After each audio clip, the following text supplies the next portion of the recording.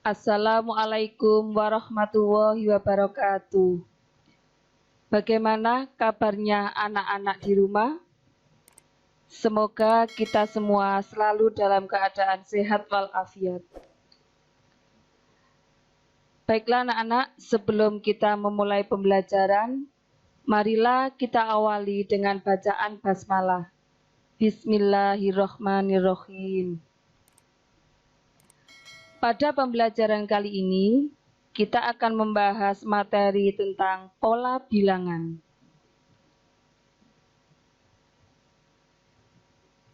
Kompetensi dasarnya membuat generalisasi dari pola pada barisan bilangan dan barisan konfigurasi objek. Tujuan pembelajaran: setelah mempelajari pelajaran ini, kalian diharapkan yang pertama dapat memahami pengertian pola bilangan, yang kedua memahami macam-macam pola bilangan dan bentuk umumnya, yang ketiga menyebutkan suku berikutnya dari suatu pola bilangan. Sebelum kita masuk ke pola bilangan, pengertian pola bilangan, mari kita perhatikan dulu pola keteraturan yang ada di alam semesta. Allah telah menciptakan segala sesuatunya dengan begitu indah dan teratur.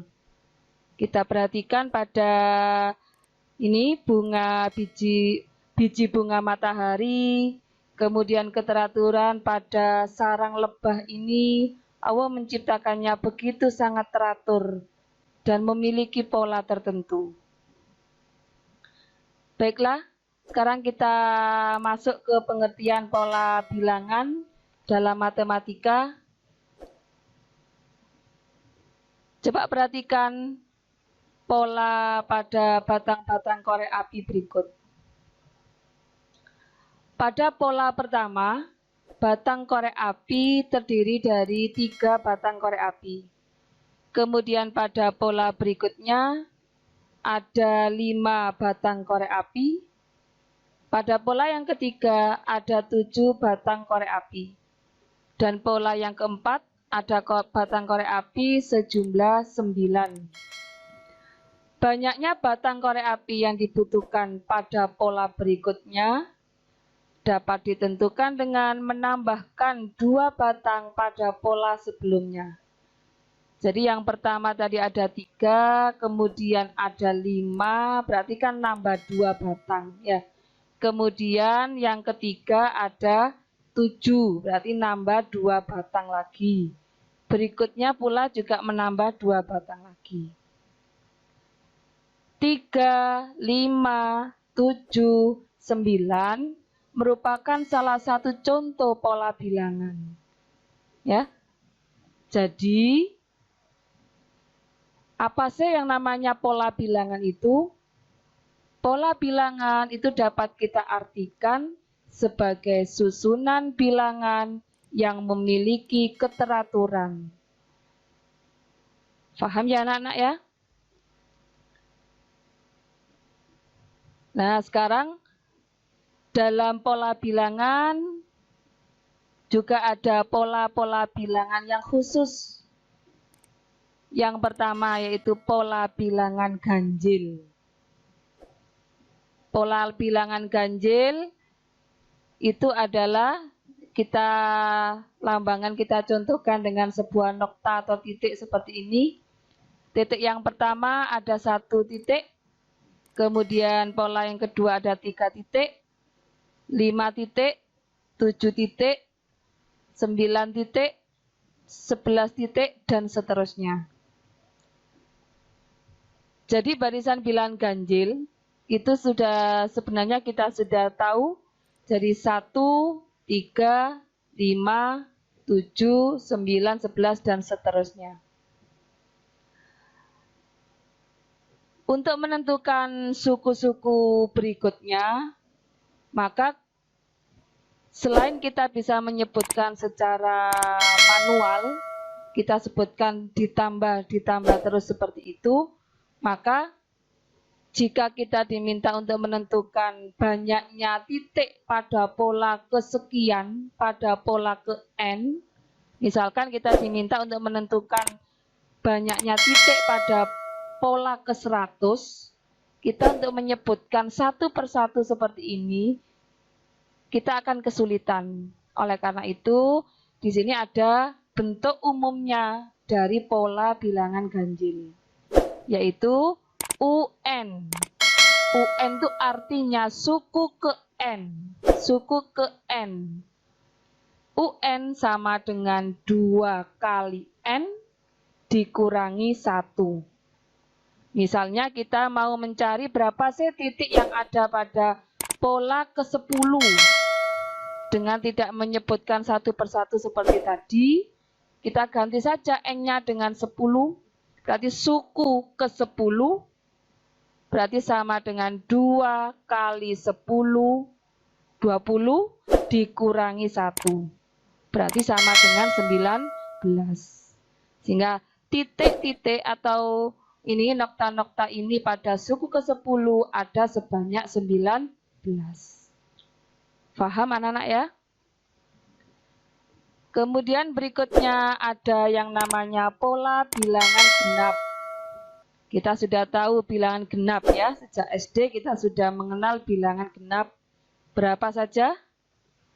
2, 4, 6, 8, 10, dan seterusnya. Kalau kita lambangkan dengan sebuah titik, berarti 2, berarti titiknya ada 2. 4, begitu pula ada 4 titik, dan seterusnya. Itu namanya pola bilangan genap.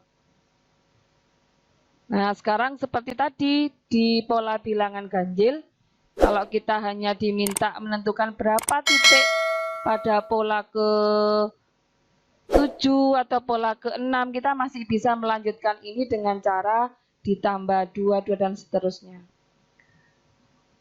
Nah, kita diberikan pula rumus untuk pola bilangan genap. Apa itu rumusnya? Yaitu UN, suku ke N. Rumusnya adalah 2N atau 2 kali N. Misal kita mau mencari berapa banyaknya titik pada pola ke-12. Jadi ini pola pertama, kedua, ketiga, keempat, kelima, keenam. Yang ditanyakan pola di sana, pola ke-12. Ada berapa titiknya? Maka berarti kita masukkan ke sini. Jadi UN berarti U12 suku ke-12 itu sama dengan berarti 2 kali 12. Berapa? 24. Jadi pada suku ke-12 titiknya ini ada sebanyak 24. Itu namanya pola bilangan genap. Bisa difahami ya? Berikutnya ada lagi yang namanya pola bilangan segitiga. Kenapa kok disebut pola bilangan segitiga? Karena kalau kita gambarkan dengan titik-titik seperti tadi, maka bentuknya seperti segitiga.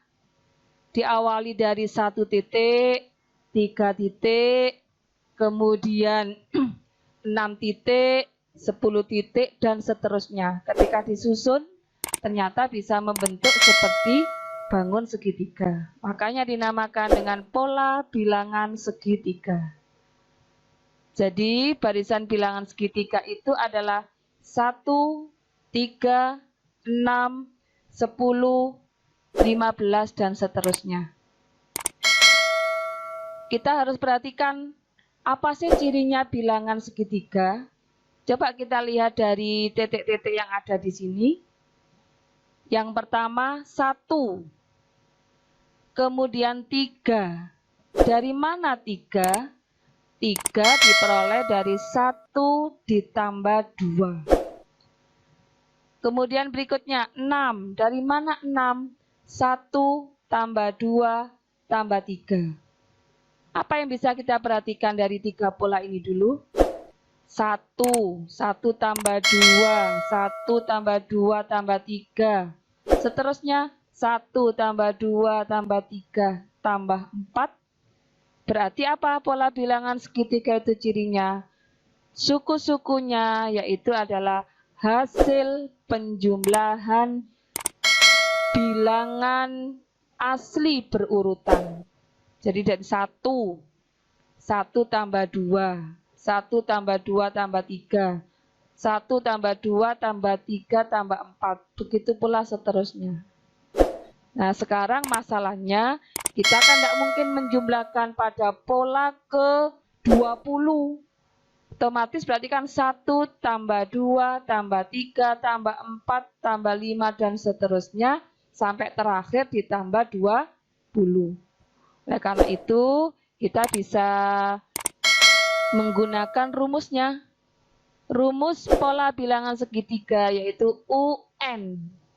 Suku ke N dari pola bilangan segitiga kita rumuskan dengan setengah N, setengah kali N dikali dalam kurung N ditambah 1. Misal kita mau mencari berapakah banyaknya titik pada pola ke-10. Berarti U10 sama dengan setengah dikali 10. Berapa setengah kali 10? 5 ya. Kemudian dikali 10 ditambah 1. 10 tambah 1 itu 11. 11 dikali 5 berarti 55. Sehingga titik pada pola ke-10 pada pola bilangan segitiga ada sebanyak 55. Bisa difahami ya? Kemudian yang keempat ada pola bilangan persegi panjang. Apa itu pola bilangan persegi panjang? Coba kita lihat titik-titiknya di situ. Nah, ketika disusun yang pertama ada 2 titik. Ada 2 titik. Kemudian berikutnya ada 6 titik, 12 titik, 20 titik. Ketika titik-titik itu disusun, maka membentuk suatu persegi panjang. Makanya dinamakan pola bilangan persegi panjang. Jadi suatu barisan bilangan persegi panjang itu diawali dari 2, 6, 12, 20. Dari mana 6? Coba kita lihat di sini. Jadi 2 itu 1 kali 2. 6, bolehkah kita tulis dari 2 kali 3? Dari mana 2? Suku kedua. Suku ketiga berarti 3 kali 4. Suku keempat berarti 4 kali 5. Berarti suku pertama dikalikan dengan 2. Suku kedua kali 3, terus begitu. Sehingga rumus pola bilangan persegi panjang yaitu UN sama dengan N dikali dalam kurung N plus 1. Misal kita mau mencari berapa titik pada pola bilangan persegi panjang pada pola ke-12. Berarti mencari U12. Berarti 12 dalam kurung 12 ditambah 1. 12 tambah 1 itu 13. 13 dikalikan 12. Paham anak-anak ya?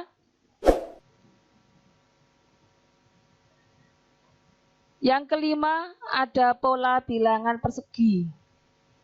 Hampir sama dengan yang di depan-depan tadi.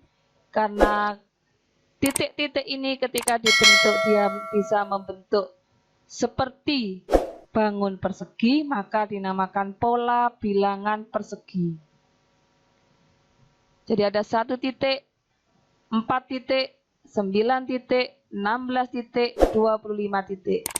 Kalau kita perhatikan 1, 4, 9, 16, 25 dan seterusnya. Bilangan apa mereka semua? Ya, jadi dia adalah bilangan kuadrat. Sehingga 1 itu adalah 1 kuadrat. 4 itu 2 kuadrat. 9 itu 3 kuadrat dan seterusnya.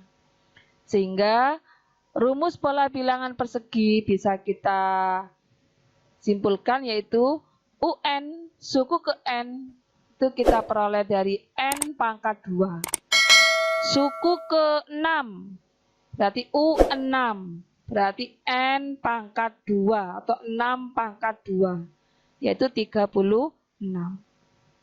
dan seterusnya ya. Kemudian ada lagi pola bilangan Fibonacci. Apa itu bilangan Fibonacci? Perlu kita pahami dulu. Bilangan Fibonacci yaitu suatu bilangan yang setiap sukunya merupakan jumlah dari 2 suku di depannya. Nah, kita punya satu pola bilangan Fibonacci, misalkan begini, 1, 2, 3, 5, 8. Suku-suku berikutnya diperoleh dari jumlah 2 suku di depannya. Jadi 3 ini diperoleh dari 1 tambah 2. 5 diperoleh dari 2 tambah 3. 8 diperoleh dari 3 tambah 5. Itu maksud dari bilangan Fibonacci. Kita ambil contoh lagi yang lainnya. Ada pola bilangan Fibonacci 1, 1, 2, 3, 5. Dari mana 2? 1 tambah 1. 3 dari mana? 1 tambah 2. 5 dari 2 tambah 3. Nah, yang terakhir ini adalah pola bilangan pada segitiga Pascal. Dulu di kelas 7 sempat kita bahas untuk menentukan perpangkatan pada suku 2. Kita bisa menggunakan bantuan dengan menggunakan segitiga Pascal. Apa itu segitiga Pascal? Yaitu bilangan-bilangan yang tersusun diawali dari 1, kemudian 1, 1, kemudian 1, 2, 1, diperoleh dari mana 2-nya? 2 diperoleh dari 1 ditambah 1. Jadi 1, 2, 1. Pada baris berikutnya yaitu 1, 3, 3, 1. Selalu diapit dengan 1 dan 1 ya. 3 diperoleh dari penjumlahan ini. 1 tambah 2, 3. 2 tambah 1, 3. Pada baris berikutnya juga demikian. 4 diperoleh dari penjumlahan 2 suku di atasnya, yaitu 1 tambah 3, 4. 3 tambah 3, 6. 3 tambah 1, 4. Dan selalu diapit dengan 1 dan 1. Begitu pula untuk baris yang kelima. Nah, beberapa sifat barisan bilangan pada segitiga Pascal. Yang pertama, pada setiap baris diawali dan diakhiri dengan bilangan 1, seperti yang tadi sudah saya sampaikan ya. Selalu diawali dan diakhiri dengan bilangan 1. Itu ciri dari segitiga Pascal. Kemudian yang kedua, setiap bilangan diperoleh dengan menjumlahkan 2 bilangan di atasnya, kecuali bilangan pada baris pertama dan kedua. Kemudian, bilangan-bilangan dalam satu diagonal membentuk suatu barisan, membentuk suatu pola tertentu. Misalkan, coba kita perhatikan pada diagonal pertama. Ini diagonal pertama. Jadi teratur bilangannya 1, 1, 1, 1 semua. Kemudian pada diagonal kedua, coba kita perhatikan pada diagonal kedua, diawali dari 1, 2, 3, 4, 5. Yang biasanya kita kenal dengan namanya pola bilangan atau barisan bilangan asli. Pada diagonal ketiga, coba kita perhatikan, ada 1, 3, 6, 10. Di awal tadi sudah kita kenal bahwa kalau ada 1, 3, 6, 10 itu adalah termasuk barisan atau pola bilangan segitiga. Baiklah anak-anak, bisa difahami ya? Sekarang kita coba satu contoh. Nah, sekarang di sini ada pola nokta atau pola titik-titik. Yang pertama, kita lihat di situ ada 1 titik. Pada pola kedua ada 4 titik. Pada pola ketiga ada 7 titik. Dan seterusnya. Yang ditanyakan, berapakah nokta atau titik pada pola ke-18. Kalau kita teruskan gambar itu sampai pola ke-18, kita kesulitan. Sekarang kita terjemahkan dari gambar di atas ini, kita bawa ke bilangannya. Coba kita lihat, gambar ke-1 ada 1 titik. Gambar kedua ada 4 titik. Gambar ketiga ada 7 titik. Gambar keempat ada 10 titik. Ternyata bilangan-bilangan 1, 4, 7, dan 10 itu memiliki pola tertentu. Coba kita lihat.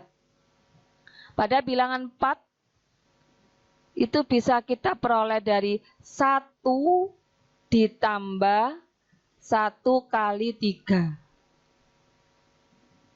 Kemudian pada gambar ketiga, berarti diperoleh dari 1 ditambah 2 kali 3. Pada gambar keempat, diperoleh dari 1 ditambah 3 kali 3. Dari pola di atas, maka titik pada pola ke-18 berarti 1 ditambah 17 dikali 3. Sama dengan 1 ditambah 51, yaitu sama dengan 52. Demikian yang bisa kita bahas kali ini. Mudah-mudahan bisa kalian pahami. Kurang lebihnya saya mohon maaf. Assalamualaikum warahmatullahi wabarakatuh.